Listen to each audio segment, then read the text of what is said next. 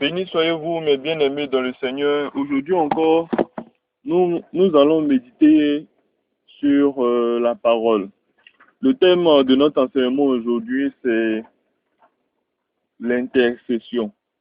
Beaucoup de serviteurs, de soi-disant serviteurs de Dieu, beaucoup d'hommes de Dieu donnent des définitions de l'intercession et disent que l'intercession appartient à... Certains disent que l'intercession appartient à l'ancien temps seulement, d'autres disent que l'intercession appartient au Christ seulement, d'autres disent que l'intercession n'est pas donnée à tous les hommes. Il y a beaucoup de choses qui sont dites à partir de l'intercession, mais malheureusement, les servants et les servantes du Seigneur qui sont sincères, qui veulent croire à la bonne doctrine, ne comprennent pas le sens profond de l'intercession et malheureusement, ils n'ont pas reçu de comprendre des choses cachées. Donc, nous allons méditer ensemble sur ce thème qui est très important, qui est l'intercession. Et nous allons voir à quel niveau l'intercession était développée ou appliquée dans l'ancien temps. Amen. Donc, avant tout propos, nous allons commencer par une prière. Je te remercie, ô Seigneur Jésus-Christ, pour tout ce que tu fais pour les bien-aimés, tous ceux-là même qui ont l'amour de la vérité, qui aiment écouter et méditer ta parole. Je te prie pour moi-même, afin que tu me permettes de donner comme le message que tu m'as donné de façon fidèle, sans passer à droite ni à gauche. Amen. Amen. Ok. Donc, je vais vous expliquer une chose, c'est que dans les temps anciens, voilà comment Dieu agissait. Dans les temps anciens, Dieu parle aux prophètes et le prophète parle au peuple. Amen. Donc, le prophète est comme un pont entre Dieu et le peuple. Parce que Dieu, dans sa sainteté et dans sa puissance, il ne peut pas se révéler à tout le monde. Dans l'ancien temps, c'est comme ça qu'il a voulu agir. Donc, Dieu parle au prophète ou à un serviteur donné. Et ce serviteur ou alors ce prophète-là parle au peuple. Amen. Parce qu'on va voir que certains n'étaient pas prophètes, mais Dieu a eu à leur parler. Voilà. Si de mémoire d'homme, je crois que Gédéon n'était pas prophète. Je crois que n'était pas prophète, mais le Seigneur a eu à lui parler, il a eu à faire de bons combats. Amen. Voilà. Ça, je crois que c'est très important de le noter. Donc, Dieu parle au prophète et le prophète parle au peuple. On va prendre 1 Samuel 12. On va lire 1 Samuel 12 et on va s'arrêter au verset 19. Amen. Donc, prenons le temps de méditer profondément les Écritures parce que c'est un thème très important. Beaucoup de faussaires ont trompé les gens sur ce thème qui est l'intercession. Donc, je vais faire une correction profonde. Prenez le temps de bien lire les Écritures. Quand je donne un passage, prenez vos Bibles et lisez avec moi. Méditez avec moi. Parce que je suis en train de vous amener à la connaissance. Je suis en train de vous amener à la nourriture solide. Afin que finalement, vous ne soyez plus en train de tâtonner à gauche ou à droite. Mais que vous soyez solidement, que votre foi soit solide. Amen. Afin qu'aucun homme de Dieu ne puisse vous pervertir. Car certainement le temps vient, oui, certainement le temps vient où on ne pourra plus être en contact. On ne pourra plus être en contact. Et ça, l'Esprit du Seigneur me le dit expressément. Le temps vient où on ne pourra plus être en contact, où la persécution sera vraiment manifeste. Amen. Donc pour le temps que nous sommes ensemble, je vous exhorte à réellement méditer les Écritures, à réellement vous accrocher au Seigneur, à réellement croître vite spirituellement. Et non en train de rester poser les mêmes questions et se lancer dans des vains débats. Amen. Donc, pour rentrer réellement dans les Écritures, il faut toujours sonder la pensée du Seigneur. Mais pour sonder la pensée du Seigneur, bien évidemment, il faut l'Esprit du Seigneur. C'est pourquoi nous avons prié afin que l'Esprit du Seigneur puisse vous disposer afin de comprendre pour ceux à qui il a été donné de comprendre, car je suis persuadé que beaucoup ne comprendront pas. 1 Samuel 12. Samuel dit à tout Israël, voici, j'ai écouté votre voix dans tout ce que vous m'avez dit, et j'ai établi un roi sur vous. Et maintenant, voici le roi qui marchera devant vous. Pour moi, je suis vieux, j'ai blanchi. Et mes fils sont avec vous. Je marchais avec votre tête depuis ma jeunesse jusqu'à ce jour. Me voici. Rendez témoignage contre moi. en présence de l'Éternel et en présence de son oint. De qui ai-je pris le bœuf et de qui ai-je pris l'âne? Qui ai-je opprimé et qui ai-je traité durement? De qui ai-je reçu un présent pour fermer les yeux sur lui? Je vous le rendrai. Il répondit, tu ne nous as point opprimés et tu ne nous as point traités durement. Et tu n'as rien reçu de la main de personne. Il a dit encore, l'Éternel est témoin contre vous et son nom est témoin. En ce jour que vous n'avez rien trouvé dans mes mains. Et il répondit, ils en sont témoins. Alors Samuel dit au peuple, c'est l'Éternel qui a établi Moïse et Aaron et qui a fait monter vos pères du pays d'Égypte. Maintenant, présentez-vous et je vous jugerai devant l'Éternel sur tous les bienfaits que l'Éternel vous a accordés, à vous et à vos pères. Après que Jacob fut venu en Égypte, vos pères criaient à l'Éternel, et l'Éternel envoya Moïse et Aaron, qui firent sortir vos pères d'Égypte et les fit habiter dans ce lieu. Mais ils oubliaient l'Éternel, leur Dieu, et ils les vendirent entre les mains de Sisera, chef de l'armée de Hatzor, entre les mains des Philistins et entre les mains du roi de Moab, qui leur fit la guerre. Ils criaient encore à l'Éternel et dit, nous avons péché, car nous avons abandonné l'Éternel et nous avons servi les Baals et les Astatés. Délivre-nous maintenant de la main de nos ennemis et nous te servirons. Et l'Éternel envoiera Jérubbaal, Bédan, Jephthé, Samuel, et il vous délivrera de la main de vos ennemis qui vous entouraient, et vous demeurâtes en sécurité. Puis, voyant que Nahash, roi des fils d'Ammon, marchait contre vous, vous m'avez dit non, mais un roi régnera sur nous. Et cependant l'Éternel, votre Dieu, était votre roi. Voici donc le roi que vous avez choisi, que vous avez demandé. Voici l'Éternel a mis sur vous un roi. Si vous craignez l'Éternel, si vous le servez, si vous obéissez à sa voix, et si vous n'êtes point rebelle à la parole de l'Éternel, vous vous attacherez à l'Éternel votre Dieu, vous et le roi qui règne sur vous. Mais si vous n'obéissez pas à la voix de l'Éternel, et si vous êtes rebelle à la parole de l'Éternel, la main de l'Éternel sera contre vous, comme elle a été contre vos pères. Attendez encore ici, et voyez le prodige que l'Éternel va opérer sous vos yeux. Ne sommes-nous pas à la moisson des blés? J'invoquerai l'Éternel, et il enverra du tonnerre et de la pluie. Sachez alors et voyez combien vous avez eu tort aux yeux de l'Éternel de demander pour vous un roi. Samuel invoqua l'Éternel et l'Éternel envoya ce même jour du tonnerre et de la pluie. Tout le peuple eut une grande crainte de l'Éternel et de Samuel. Et tout le peuple dit à Samuel, prie l'Éternel ton Dieu pour tes serviteurs, afin que nous ne mourions pas, car nous avons ajouté à nos péchés le tort de demander pour nous un roi. Et ça, nous avons lu ici dans la version 8 secondes. Donc, je vais changer de version pour vraiment vous faire comprendre ce passage, parce que c'est un thème très important. Amen. Donc, nous allons prendre la version du semeur. Donc, on va prendre 1 Samuel 12 et on va lire le dernier verset, le verset 19. Amen. Tout suppliait Samuel, intercède pour tes serviteurs auprès de l'Éternel ton Dieu, afin que nous ne mourions pas, car nous avons ajouté à toutes nos fautes celle de demander un roi pour nous. Amen. Donc, ici, le peuple d'Israël a demandé d'avoir un roi comme les autres peuples. Pendant que, différemment des autres peuples, le peuple d'Israël n'avait pas de roi. Ils étaient comme, permettez-moi l'expression, ils étaient comme des criquets. Parce que le livre de Proverbes nous dit que les criquets n'ont pas de roi, mais ils voyagent en bande organisée. Amen. Ils voyagent en bande organisée malgré qu'ils n'ont pas de roi. Oui, vous allez voir, quand vous voyez les criquets voler en bande organisée, vous allez voir que en réalité, il n'y a pas quelqu'un qui a la tête et qui dirige. Ils vont à gauche et ils vont à droite. Selon un rite, on a l'impression que c'est un hasard, mais ce n'est pas un hasard. Amen. Tout cela, c'est la puissance de l'Éternel. Donc, le peuple d'Israël n'avait pas de roi. L'Éternel était son roi. Et ils ont demandé un roi. Mais l'Éternel a écouté le peuple. Malgré qu'il n'était pas d'accord, il a dit, bon, mes bien-aimés, je vous donne un roi. Mes bien-aimés, faites très attention à ce que vous demandez au Seigneur. Faites très attention.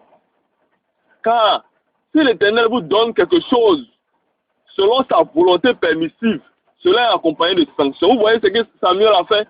Samuel a intercédé parce que Dieu n'était pas content de la requête d'Israël. Samuel a intercédé, c'était le temps de la moisson. Ce temps-là, il devait aller cueillir, il devait aller prendre le fruit de leur travail. Mais qu'est-ce qui se passe? Samuel prie et il y a la pluie, il y a le tonnerre, tout est détruit. On dit quoi? Le peuple eut une grande crainte de Samuel et de l'Éternel. Amen. Donc, toute volonté permissive est accompagnée de sanctions. Donc, Samuel étant un prophète, il a intercédé, c'est-à-dire qu'il a négocié. Il va négocier entre le peuple d'Israël et l'Éternel.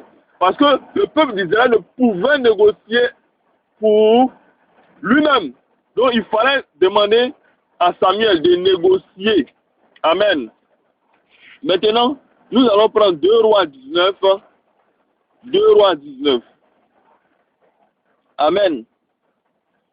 Lorsque le roi, 2 Rois 19, nous allons voir un peu le prophète Isaïe. Amen. 2 Rois 19, on va commencer à partir du verset 1. Lorsque le roi Ézéchias eut entendu leur rapport, il déchira ses vêtements, se couvrit d'un habit de toffe grossière et se rendit au temple de l'Éternel. En même temps, il envoya Eliakim, qui avait la charge du palais, Shebna et secrétaire, et les plus anciens des prêtres, tous vêtus de vêtements de toffe grossière, sur le prophète Isaïe, fils d'Amor, avec ce message. Voici ce que je fais dire Ézéchias.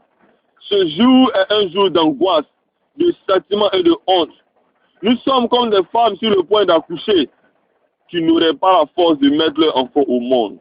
Peut-être l'Éternel, ton Dieu, prêtera-t-il attention à toutes ces paroles que l'aide de camp du roi d'Assyrie a prononcées de la part de son maître pour inciter le Dieu vivant. Peut-être l'Éternel, ton Dieu, le punira-t-il à cause des paroles qu'il a entendues. Intercède donc en faveur du reste de ce peuple qui subsiste encore. Amen. Donc, ici, les Assyriens veulent mêler la guerre à Israël. Ils veulent même assiéger Israël. Et le roi Ézéchias, qui est roi d'Israël, le roi Ézéchias va demander au prophète Isaïe d'intercéder. Amen. D'intercéder, de parler à Dieu, de plaider à Dieu, afin que Dieu prenne pitié du peuple d'Israël et les délivre de leurs ennemis. Est-ce que le roi, un roi, c'est quelqu'un qui est oint. Tout roi d'Israël est forcément oint. Malgré que le roi d'Israël est oint, il ne pouvait intercéder pour le peuple. Malgré que le peuple est un peuple béni, malgré que le peuple est un peuple oint, malgré que le peuple est un peuple chéri par l'Éternel, l'Éternel appelle le peuple d'Israël mon épouse, l'Éternel appelle le peuple d'Israël ma femme, l'Éternel appelle le peuple d'Israël ma bien-aimée. Malgré cette position cette position particulière, il ne pouvait intercéder, il ne pouvait plaider à l'Éternel. Mais c'est seulement le prophète Isaïe qui pouvait le faire. C'est pourquoi le roi envoie son serviteur aller parler au prophète Isaïe, afin que le prophète Isaïe puisse intercéder. Amen. Et nous allons, c'est la même chose, vous pouvez lire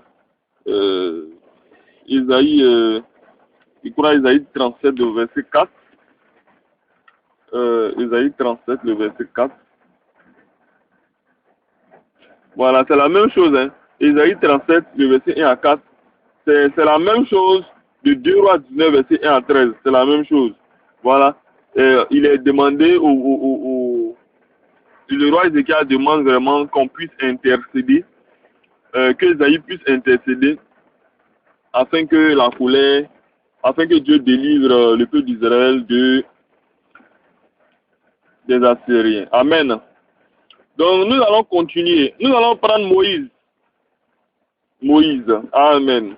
Ah, que Dieu bénisse tous ses serviteurs. Moïse, on va prendre, prenez le psaume 106, le verset 23. Amen.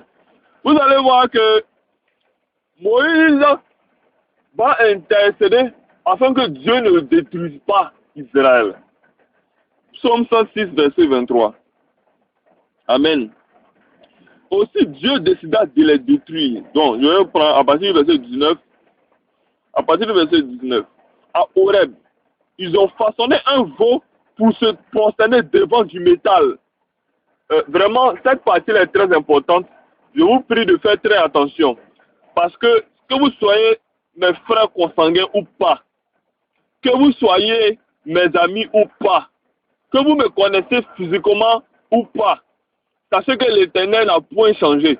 Si vous êtes rebelle à l'Éternel et que vous mourrez dans votre rébellion, vous mourrez et vous irez tout droit dans la géhenne. Amen.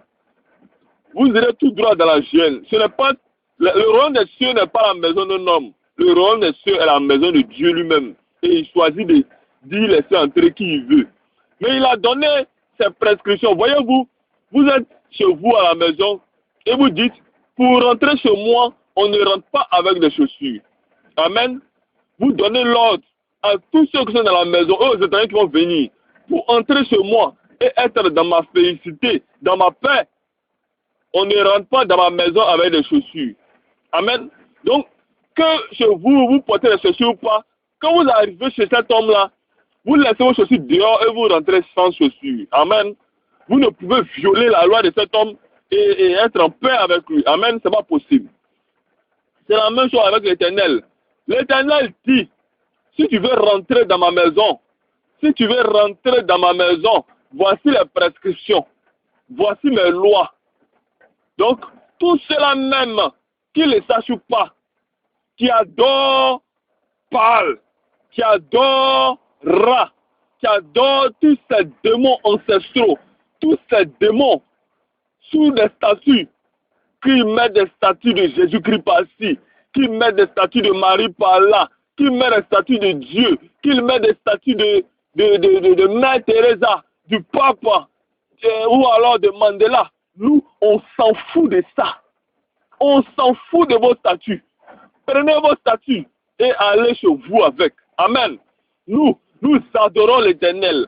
Nous aimons la parole. Nous nous nourrissons de la nourriture solide. Nous nous nourrissons de la nourriture afin de pouvoir croître spirituellement et être dans la félicité de l'Éternel. Être dans la félicité du Seigneur et acquérir et entrer dans le royaume des cieux. Amen. Nous voulons entrer dans le royaume des cieux. À quoi sert-il à un homme de gagner le monde s'il doit le perdre de sa vie? Mais bien aimé, à quoi ça sert? Vanité de vanité. Tout est vanité. As-tu une villa? As-tu une voiture? As-tu des millions en banque? As-tu des fils et des filles très intelligents, mariés par-ci et par-là? As-tu été béni par l'Éternel ainsi? Bon, c'est bien pour toi, parce que beaucoup de gens de ce monde n'ont pas cette grâce. Mais je te le dis, vanité de vanité, tout est vanité. Toutes ces choses seront complètement détruites. Rien ne restera.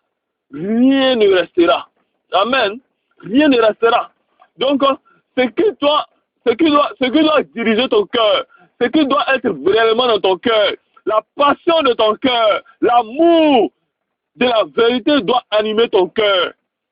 Afin que tu quittes toutes les dénominations sataniques, Église catholique, évangélique, témoin de Jéhovah, mormon, l'Église protestante, révèle, pentecôtiste, toutes ces comédies-là, il faudrait en sortir.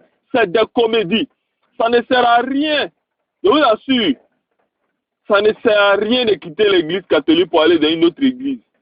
Ça ne sert à rien. C'est le même esprit démoniaque qui les dirige. C'est le même esprit. Vous allez voir que vous n'êtes jamais satisfait dans cette église. Jamais. Mais nous ne prêchons pas un évangile bizarre. Nous prêchons l'authentique, l'évangile authentique. Et nous vous disons de retourner aux églises de maison, de retourner au modèle apostolique, de retourner au modèle de nos pères ceux-là qui ont reçu l'héritage du baptême authentique du Saint-Esprit. Je ne parle pas de ces baptêmes comiques que les gens reçoivent passer par là et qui se mettent à parler comme des cabris à n'importe quel coin de rue. L'apôtre nous dit que si quelqu'un parle en langue, il faudrait qu'il y ait une autre personne pour traduire. Mais si tu ne peux pas parler en langue afin que quelqu'un traduise, tais-toi. Mais vous ne savez pas si la personne qui est au carrefour en train de parler en langue, vous ne savez pas s'il est en train de vous insulter et vous vous arrêtez pour l'écouter. Laissez-le, quittez. Vous voyez les personnes, des enseignants, des personnes en train d'enseigner, et pendant l'enseignement, ils commencent à parler en langue. Donc vous ne savez pas ce qu'ils disent, c'est une malédiction. Bénigne. Chorakouetu.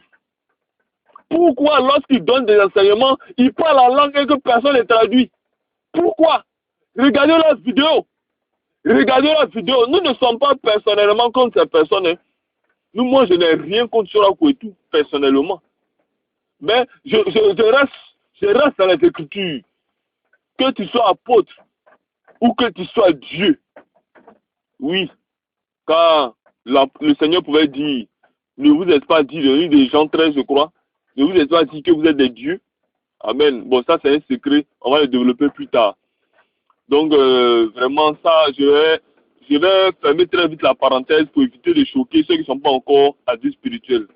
Parce que quand tu ne sais pas qui réellement tu es, les choses qu'on te dit, et vraiment, voilà. Donc, vraiment, mes bien-aimés, on va revenir tout de suite dans l'écriture. Regardez la position de Moïse.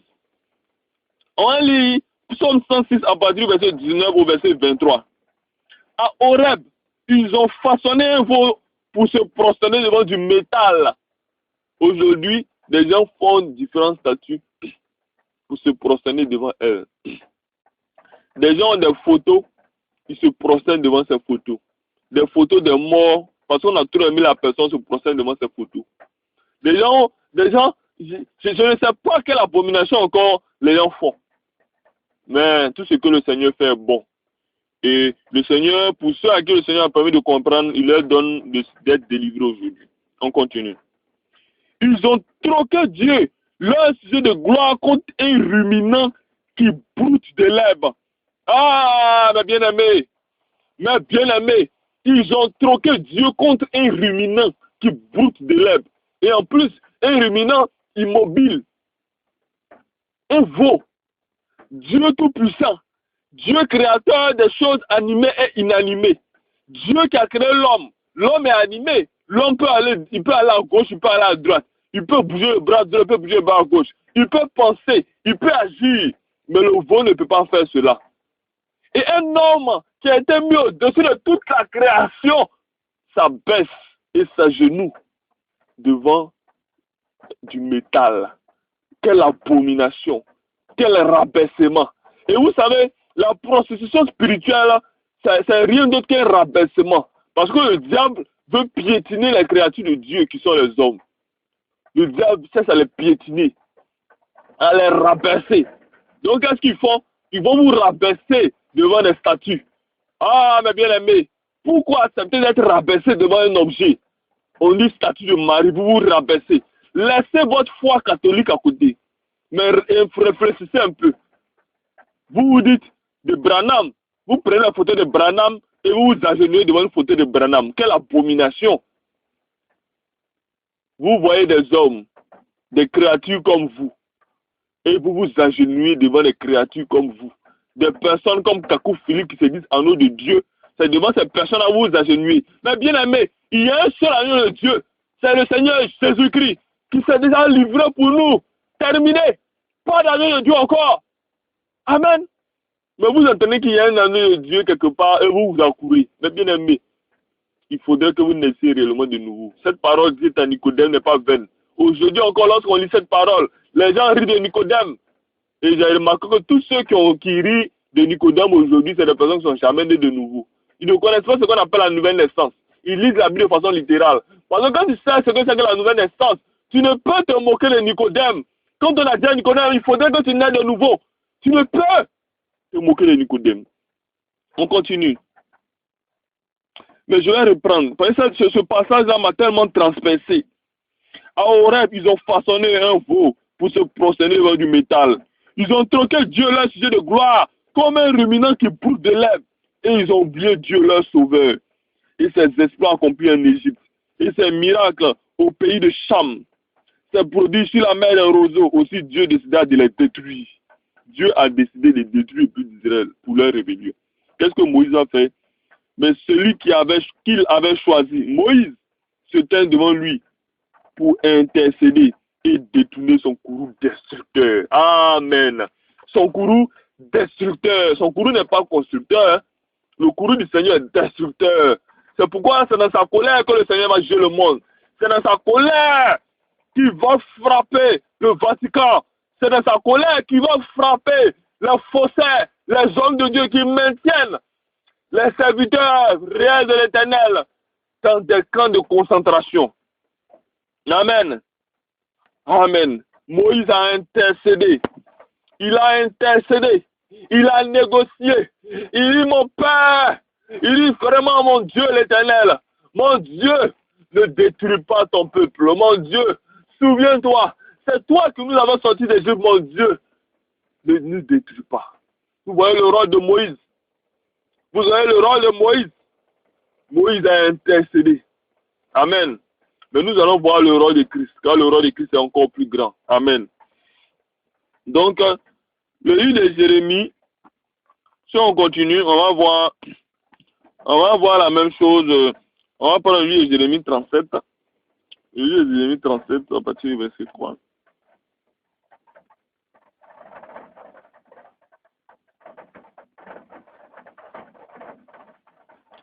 Le livre de Jérémie. Donc, Jérémie, quand vous allez lire le livre de Jérémie 37, c'est la même chose. Vous allez voir que le roi avait un problème et il allait consulter. Ça veut dire qu'il allait chercher à savoir qu'est-ce que l'Éternel pense. Donc, il a demandé à Jérémie d'intercéder pour lui. Vous pouvez lire ça au livre de Jérémie 37, verset 3. Amen. Mais je ne vais pas m'attarder là-dessus parce que c'est pratiquement la même chose. Mais je veux particulièrement lire Jérémie 27, verset 18. Et je vais vous montrer quelque chose qui est très très important. Amen. Allons lire Jérémie 27, verset 18. Amen. Si ce sont de vrais prophètes, et s'ils ont effectivement reçu une parole de l'Éternel, eh bien, qu'ils intercèdent auprès du Seigneur des armées célestes, pour que les objets précieux qui restent dans le temple de l'Éternel, dans le palais du roi de Juda et dans Jérusalem, ne prennent pas aussi le chemin de Babylone. Amen. Il y a une condition. On dit, si ce sont de vrais prophètes, donc ils sont en train de parler ici de joug du roi de Babylone. Voilà. Mais on ne va pas s'attarder sur tout le chapitre, mais je suis en train de vous montrer un point très important. Vous pouvez lire tout Jérémie 27 après. Mais vous voyez qu'ici, il est dit, la condition c'est si. Si ce sont de vrais prophètes, vous assure, quand tu es un vrai prophète, ta position est une position d'intercesseur. Amen. Ta position est une position d'intercesseur. Quand tu es un prophète authentique du Seigneur. C'est-à-dire que le Seigneur, qu'est-ce qu'il fait? Le Seigneur, quand il veut parler à son peuple, il passe par le prophète. Et lorsque nous étions branhamistes, on nous chantait ça toujours à l'église, qu'il faut un prophète pour parler au peuple. Mais ils n'ont pas reçu la révélation qu'il y a un prophète qui est venu, plus grand que tous, Dieu lui-même, pour faire des choses. Mais on va le voir tout à l'heure. Elohim, on va prendre, on va retourner à Isaïe. J'aime beaucoup le livre d'Isaïe. On va retourner à Isaïe 59, verset 16. Et vous allez voir quelque chose. Dieu aime qu'on lui parle. Dieu aime qu'on lui demande des choses. Dieu aime cela. Il a la capacité. Imaginez-vous, regardez, regardez comme les enfants de Dieu se comportent aujourd'hui. Vous avez un papa vraiment gentil, richissime à la maison. Et au lieu de lui dire, vraiment mon père bien-aimé, donne-moi 10 € pour accomplir pour résoudre tel problème. Vous dites, mon papa, il est trop compliqué. À chaque fois que je lui demande, à chaque fois que je dois lui demander, lui, il sait qu'il a besoin de ça. Il doit me donner naturellement. Donc finalement, vous ne demandez plus à votre papa. Et qu'est-ce que vous faites? Qu'est-ce que vous faites? vous allez au dehors pour manger dans la poubelle. C'est exactement ce que les soi-disant hommes de Dieu, serviteurs de l'Éternel font aujourd'hui. Au lieu de demander à leur papa, à leur Dieu, c'est pas ce qu'ils font. Hein. Bon, ça, il s'agit de ceux qui appartiennent réellement à Dieu. Quand il y a deux pères, soit ton père c'est Dieu, soit ton père c'est Satan. Amen. Soit ton père c'est Yahweh, soit ton père c'est Satan. Amen. Quand ton père c'est Yahweh, tu ne fais que pleurer, tu ne fais que demander, tu ne fais que supplier afin qu'il exauce ta prière. Quand ton père c'est Satan, là, toi aussi tu pleures, tu lui demandes et il te donne ce qu'il peut te donner. Amen. Voilà. Donc, seulement que la finalité de Satan, c'est la justice. Donc, le plus grand héritage de Satan, c'est la malédiction. Et le feu, le lac de feu. C'est son plus grand héritage. Le plus grand héritage de Satan, c'est la malédiction. C'est pourquoi tous ceux qui étaient ses fils, il va leur donner son plus grand héritage, qui sera le lac de feu aussi. Là-bas, les gens recevront le baptême de feu.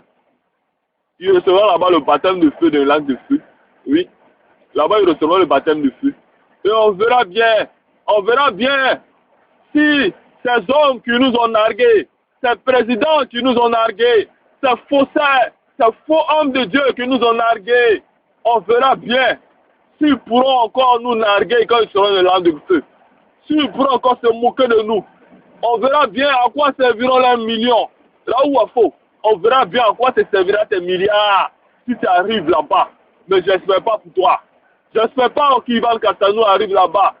Je ne veux pas que la pape arrive là-bas.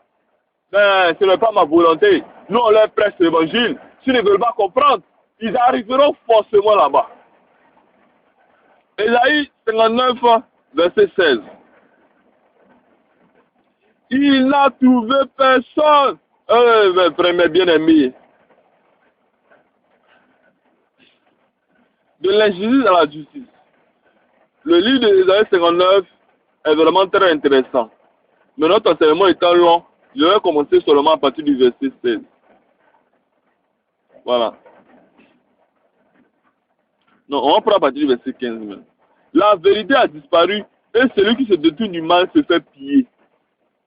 Mais l'Éternel a vu avec indignation qu'il n'y a plus de droit. Il n'a trouvé personne qui intercède. Il s'en est étonné. Dieu descend et il voit qu'il n'y a personne qui intercède. C'est incroyable. On dit quoi? Il s'en est étonné. Dieu est étonné.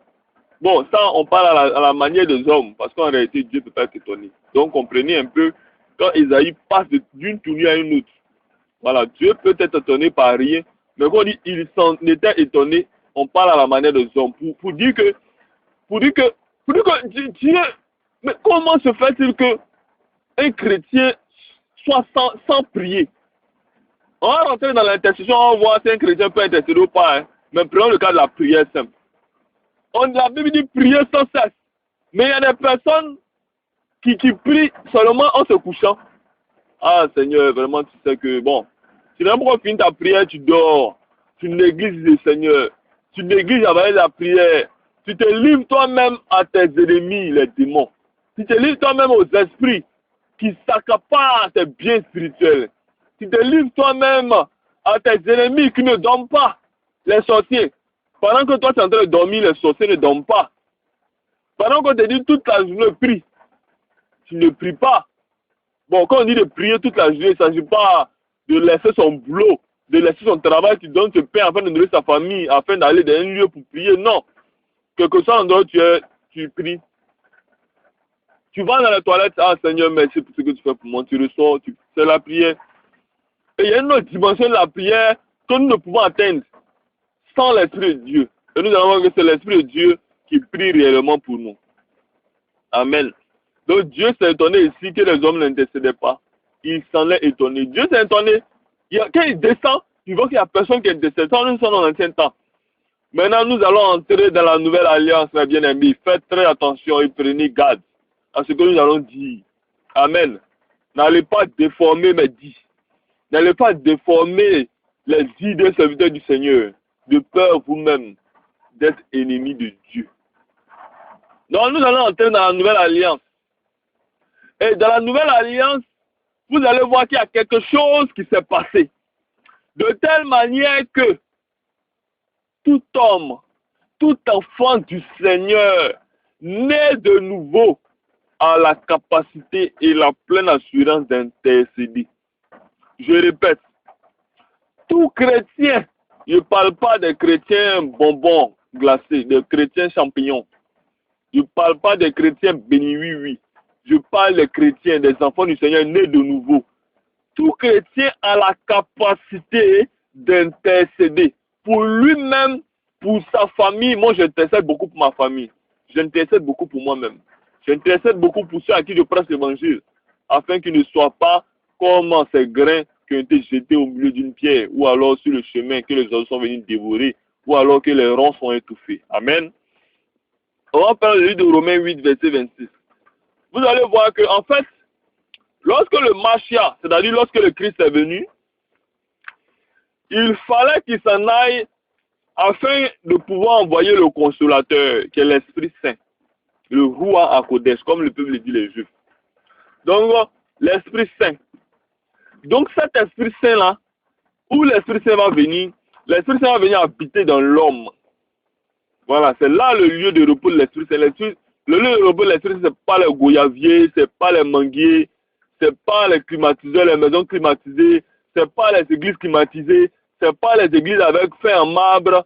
Ce n'est pas ça le lieu de repos de l'Esprit. Ça, c'est la construction d'hommes. C'est le bâtiment, c'est des choses qui seront détruites même très bientôt. Donc ça, c'est la pourriture. Mais le lieu de repos de l'Esprit Saint, c'est dans l'homme. Où Dieu peut-il habiter? Dieu vient habiter dans sa créature, là où il siège. Amen. Donc Dieu établit son QG sur terre dans l'homme. Si vous voulez voir le QG de Dieu sur terre, n'allez pas détruire les églises. Les églises, bâtiments, c'est inutile. Si vous voulez détruire le QG de Dieu, c'est l'homme. Si vous voulez détruire mon QG, ça ne sert à rien de détruire le blog, mon Facebook, mais Internet, me venez même me tuer, me décapiter, et puis on terminer. J'irai dans le lieu de repos pendant que vous, là où j'irai, je parlerai de votre situation. En tant qu'intercesseur, vraiment, on va voir là où vous irez vous reposer pour l'éternité. Moi, ma souffrance, c'est en un moment. C'est en un moment que nous souffrirons. Paul a souffert quand il a prêché l'évangile, toutes sortes de souffrances. Mais lorsqu'il a fut décapité, sa souffrance s'est arrêtée. Pierre a été exécuté, sa souffrance s'est arrêtée. Les apôtres ont été exécutés, leur souffrance s'est arrêtée. Mais là où ils sont dans la joie. Tandis que les mêmes qui les ont, mes bien-aimés, les mêmes qui les ont fait souffrir, exécuter, ces mêmes personnes-là ne vivront jamais dans un lieu de repos, jamais du tout. Ils seront dans une souffrance, mais une souffrance que je nomme pour des siècles et des siècles. Des siècles et des siècles. Quand un siècle finit, un autre siècle commence. Et la souffrance n'est pas une souffrance à laquelle on peut s'habituer. La souffrance de la gêne n'est pas une souffrance à laquelle on peut s'habituer. C'est pas comme la douleur dans ce monde où on dit, bon, il y a trop souffert, moi-même, ça ne me dit plus rien. C'est pas ça. C'est une souffrance vive, extrême et continuelle pour toujours. On va prendre le livre de Romains et je vais vous montrer là où le temple, là où l'Esprit du Seigneur est venu habiter. L'Esprit du Seigneur, qu'est-ce qu'il fait dans le temple de Dieu? Est-ce qu'il se tourne les pouces? Est-ce que l'Esprit du Seigneur, dans le temple dans lequel il est venu habiter, est-ce qu'il fait rien? Il est venu dormir, il est venu s'amuser. Qu'est-ce que l'Esprit du Seigneur est venu faire? Romains 8, verset 26. Qu'est-ce que l'Esprit du Seigneur est venu faire? De même, l'Esprit vient nous aider dans notre faiblesse. En effet, nous ne savons prier comme il faut, mais l'Esprit lui-même intercède en gémissant d'une manière inexprimable. Amen. Les gens ils sont choqués de ne pas parler en langue. Mais l'Esprit du Seigneur lui-même, il parle d'une façon inexprimable. En réalité, l'Esprit du Seigneur en tout enfant de Dieu parle la langue. Oui, je le dis. L'Esprit du Seigneur en tout enfant de Dieu parle la langue. Ne soyez pas choqués parce que vous ne parlez pas en langue, mais bien aimés. Tout ce qu'on vous demande, c'est de croire en Christ. Tout ce qu'on vous demande, c'est de croire dans le vrai Christ. Que vous parlez en langue ou pas. Où est votre problème? Vous avez la vie éternelle. Vous irez dans le lieu de repos. C'est cela qu'il faut garder. Ne cherchez pas à vous conformer à agir comme les stupides gens de ce monde. Excusez-moi pour l'expression. Oui, ils ne comprennent pas les Écritures, mais ils essaient d'imiter. Imiter les choses. Des personnes qui n'ont pas reçu l'esprit de baptême du Saint-Esprit. Des personnes qui n'ont pas reçu et qui se mettent à crier ribababababababababa, ribababa. On ne sait pas ce que ces gens disent. C'est mal au cœur. Voici, Romains 8, verset 26, il nous dit quoi? De même, l'Esprit vient nous aider dans notre faiblesse. En effet, nous ne savons pas prier comme il faut, mais l'Esprit lui-même intercède en gémissant d'une manière inexprimable. Amen. Voici. Et une autre traduction peut dire, nous ne savons pas que prier. Une autre traduction peut dire, nous ne savons pas que prier. Et voilà, maintenant l'Esprit intercède. Donc, en fait, l'apôtre Paul n'est pas en train de dire qu'il ne sait pas prier. Non. Mais l'apôtre Paul est en train de dire que l'homme sans l'Esprit de Dieu, c'est le néant, c'est le chaos, c'est la mort, c'est la destruction. C'est rien du tout, l'homme sans l'Esprit de Dieu. Mais quand l'Esprit de Dieu habite en l'homme, il envoie l'homme dans... L'homme a une sanctification qu'on appelle la sanctification de l'âme. Amen. Et cette sanctification-là n'est pas progressive, elle est définitive. Maintenant, la sanctification de la chair est progressive de telle manière que vous allez voir que Hyménée a eu à blasphémer contre l'Esprit Saint. Et Paul l'a livré à Satan. Amen. Voilà. Donc, quand la sanctification de la chair ne suit pas, il y a quelque chose qui a se passé. Vous allez voir 1 Corinthiens 5, cet homme-là qui a pris la femme de son père. La sanctification de la chair n'a pas suivi. Il a pris la femme de son père. La femme de son père, c'est quoi? La femme de ton père ne va pas t'aider à prier, hein, je vous assure. La femme de son père qu'il a pris en 1 Corinthiens 5, c'est une femme qui va l'aider à satisfaire les désirs de sa chair. C'est pourquoi Paul va dire livrer sa chair à Satan, afin que son âme soit pour le jour de la rédemption. L'âme de cette personne a été sauvegardée. Il était déjà dans la barricade, il était déjà dans le corps du Christ. Si quelqu'un est dans le corps du Christ, il est impossible que quoi que ce soit lui l'en retire. Mais si quelqu'un n'est pas dans le corps du Christ, il est comme un chien de la rue, que tout homme peut lapider. Amen. C'est comme ça quelqu'un qui n'est pas dans le corps du Christ. Mais quelqu'un qui est dans le corps du Christ, spirituellement, il est complètement protégé. Mais Dieu a donné, Dieu pour montrer à l'homme, pour me rappeler à l'homme toute sa condition humaine, il l'a laissé dans la chair. Et dans ta chair, tous les jours tu pécheras. Tous les jours tu feras des erreurs. Et qu'est-ce que l'Éternel fait? L'Éternel dit, demande et prie. 1 Jean 5 nous dit quoi? Priez pour ceux qui commettent des péchés qui ne mènent pas à la mort. Les péchés qui ne mènent pas à la mort, vous les connaissez. Le péché qui mène à la mort, ce n'est pas de connaître le Christ comme Seigneur Sauveur. D'autres diront que le péché qui mène à la mort, c'est comment dire ça? C'est le blasphème contre l'Esprit Saint. Mais en fait, le blasphème contre l'Esprit Saint, vous allez voir que on a déjà vu dans l'un de nos enseignements que le Père, le Fils et le Saint-Esprit sont résolus en une personne, Christ. Donc, celui qui ne reconnaît pas le Christ, c'est fini pour lui. Voilà. Maintenant, le blasphème aussi contre l'Esprit Saint, c'est quoi? Il y a des personnes, dans l'ancien temps comme Hyménée, il connaît Hyménée et Philas, c'est des personnes qui avaient reçu le baptême du Saint-Esprit. Et à un moment donné, à partir de la chair, toujours la chair, ils ont eu à faire des choses. Donc, Paul a agi comme il devait agir. Amen. Voilà. Nous pouvons nous aussi intercéder. Qui a dit aux gens même qu'ils ne peuvent pas intercéder?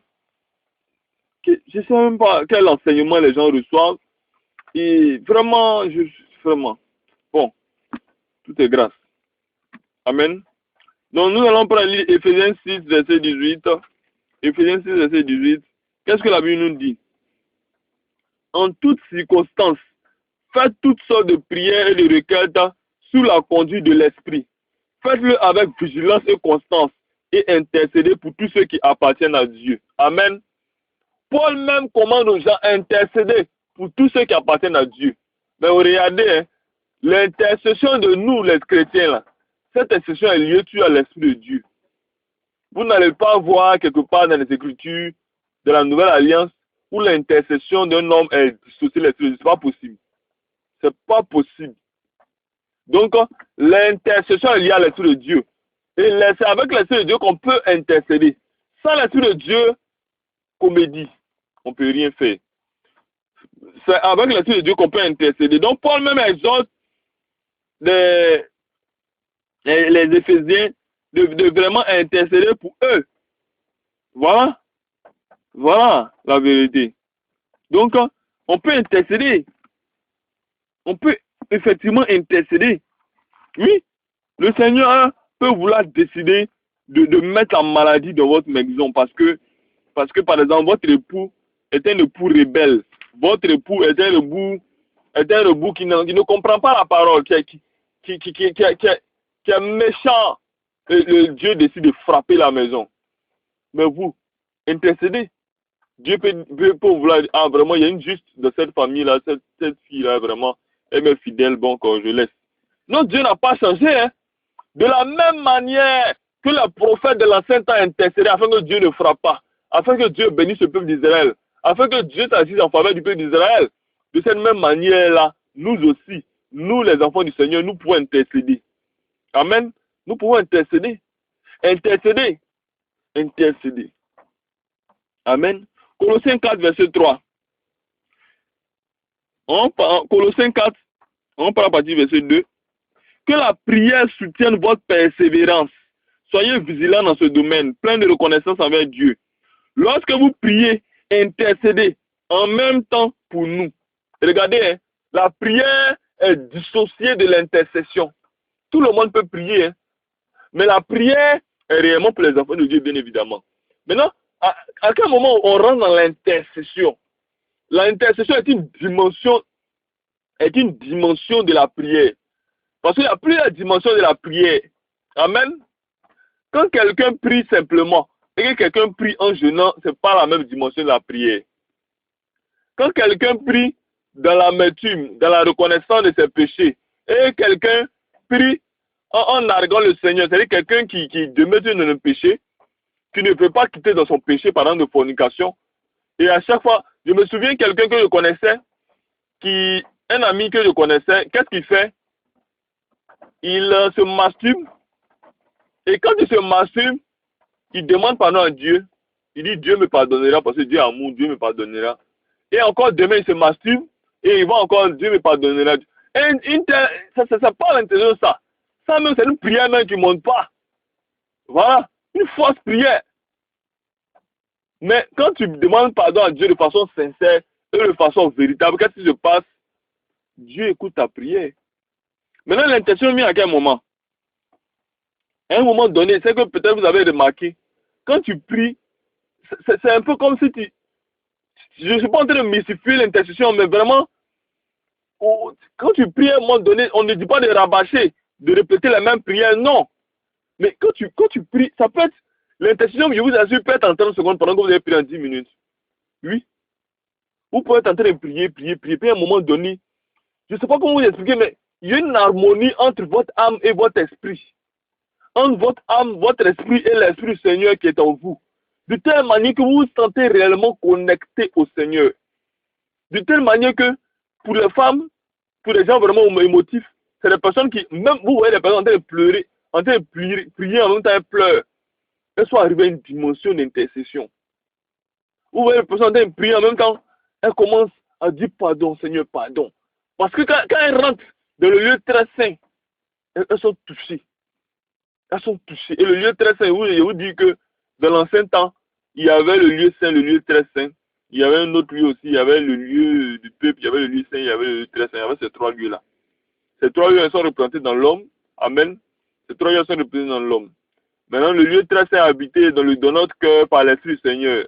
L'âge de l'alliance dans l'ancien temps est identifié dans notre temple, qui est la maison de Dieu, par l'Esprit du Seigneur. Donc l'âge de l'alliance dans l'ancien temps, c'est dans le temps bâtiment, l'Esprit du Seigneur est dans ce temple-là.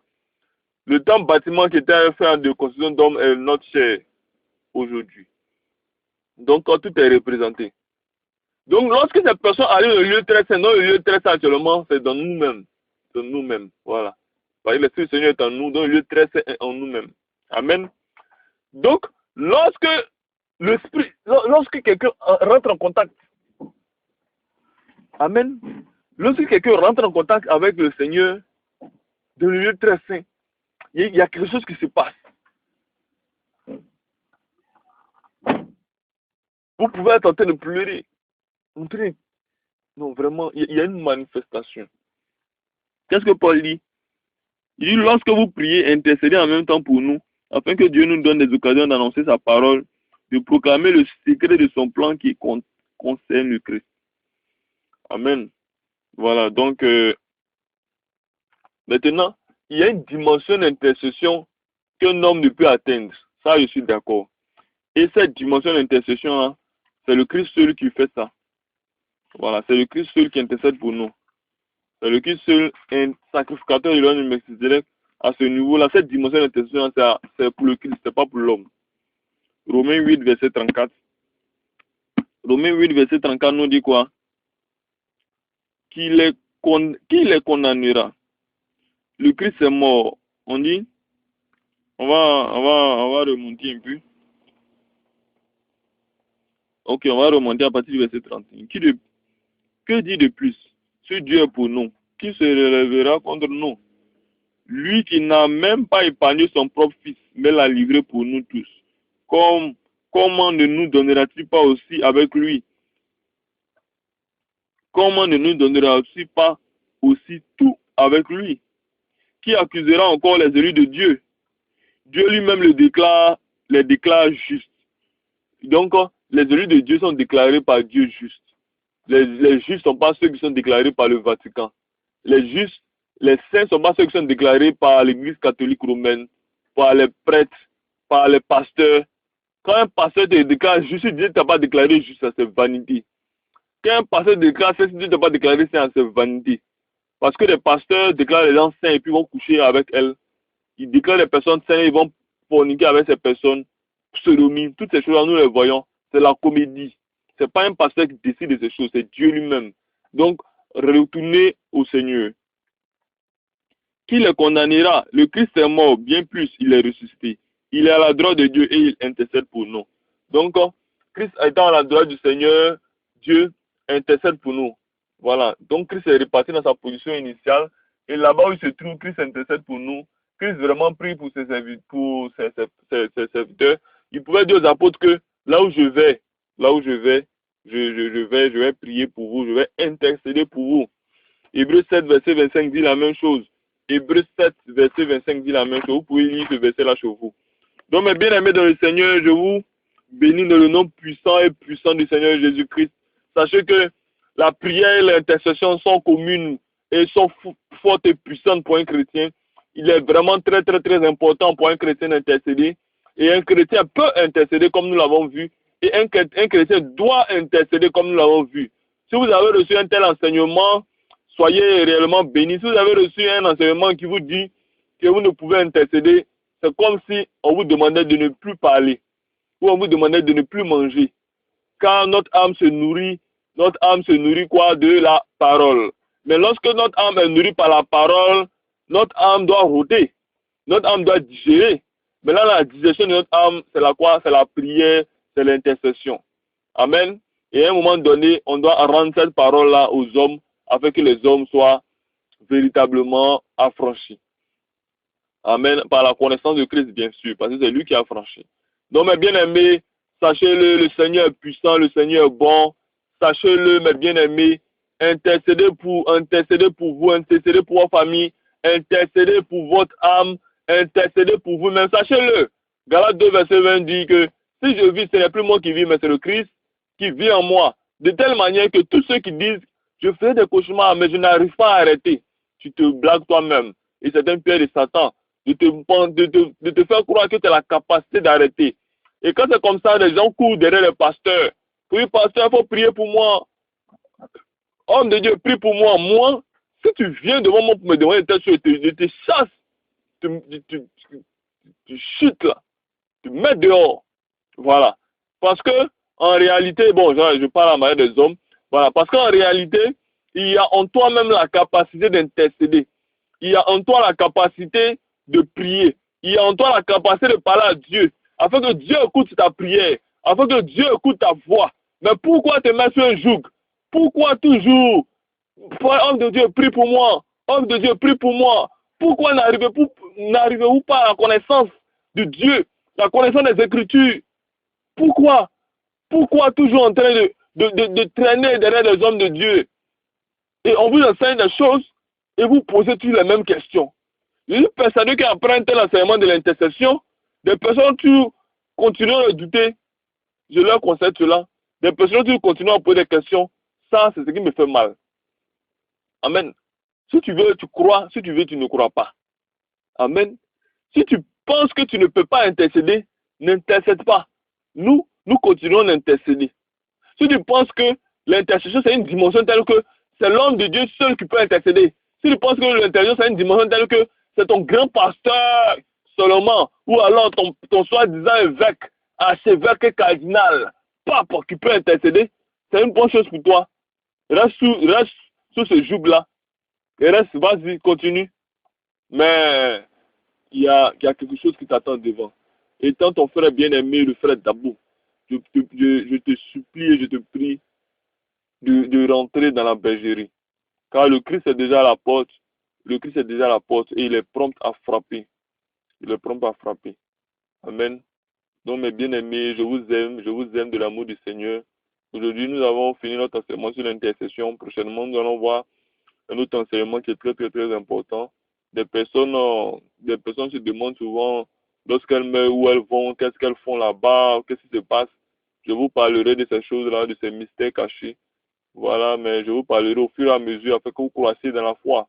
Je ne vous dirai pas tous les secrets en même temps parce qu'il y a des secrets qui sont interdits de répéter.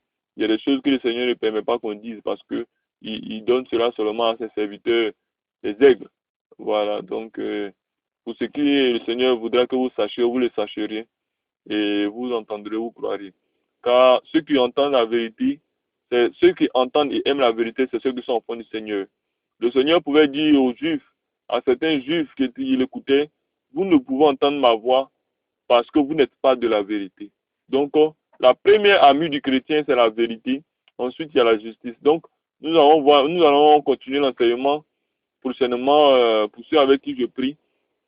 Voilà, nous allons continuer l'enseignement sur le zèle, etc. Voilà, je vais faire enregistrer l'enseignement 8 mètres. Voilà, si on n'a pas pu échanger, je vais enregistrer l'enseignement et mettre sur le blog afin que le maximum de personnes puissent écouter, voir, méditer et vraiment être bénis. Donc, mes bien-aimés, vous allez voir que vos hommes de Dieu vous ont véritablement blagué. Voilà, moi j'ai été dans le système aussi. Et nous avons tous la même pensée que seulement ce sont les grands hommes de Dieu qui pouvaient intercéder. Ce sont eux seulement qui pouvaient prier. Voilà. Quand j'étais catholique, on avait la pensée que c'est seulement que le pape qui pouvait intercéder. Or, le pape, c'est un démon. Donc, il ne peut pas intercéder. Un démon ne peut pas intercéder pour son ami. Voilà. C'est seulement les enfants de Dieu qui peuvent intercéder. Ceux-là même qui ont l'Esprit Saint. Voilà. Donc, mes bien-aimés, je vous aime. Je vous bénis au nom du Seigneur Jésus-Christ. Et je vous envoie un pâturage pour vous montrer. Je vous envoie une indépendance spirituelle.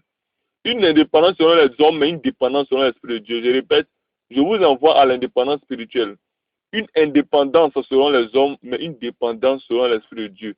De telle manière que vous demeureriez toujours esclaves du Seigneur Jésus-Christ, mais vous serez libres devant les hommes. Un jour, vous pourrez dire, vous aussi serviteurs du Seigneur, vous pourrez aussi annoncer l'évangile. Vous pourrez aussi enseigner. Vous pourrez aussi faire des produits, peut-être des miracles, si le Seigneur vous donne la capacité, la force et le don. Amen. Voilà, un jour aussi, toutes ces choses vont se passer ainsi. Amen. Donc, je vous bénis le nom puissant du Seigneur et à la prochaine.